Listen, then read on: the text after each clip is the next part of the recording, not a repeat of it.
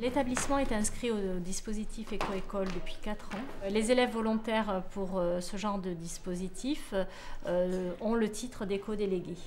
Donc c'est sur le temps périscolaire, ça leur prend environ 1 heure hebdomadaire, sachant que parfois ça peut être davantage selon ce qu'on a à faire. Et on fait différentes choses dans ce club.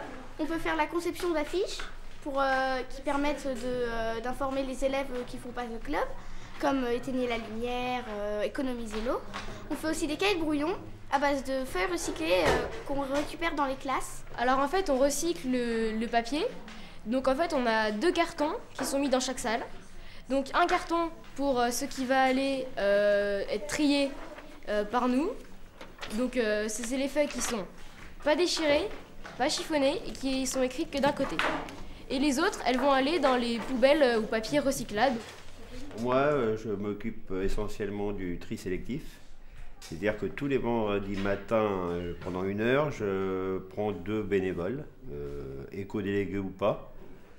Donc on ramasse toutes les salles. Après, il y a une pesée de fête, donc je vous donne un petit chiffre. L'année dernière, on a ramassé plus de 400 kg de papier.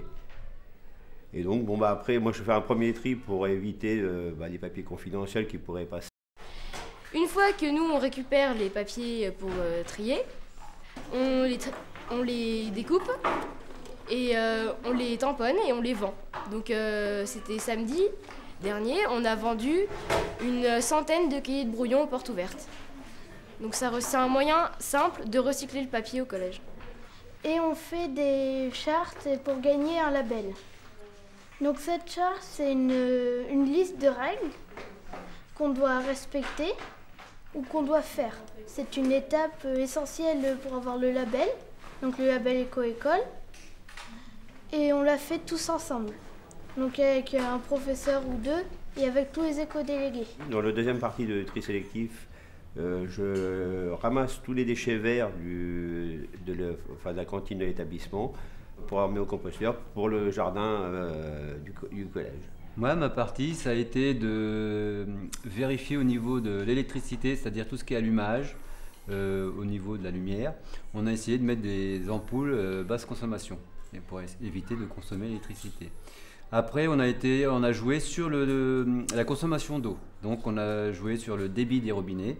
Au niveau des chasses d'eau, on a essayé de réduire la consommation.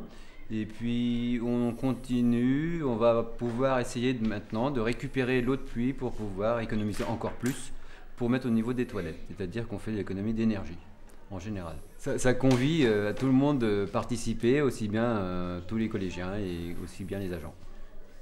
Ils sont hyper sensibles en fait au gaspillage, aux économies d'énergie, beaucoup plus que ce qu'on peut penser en fait.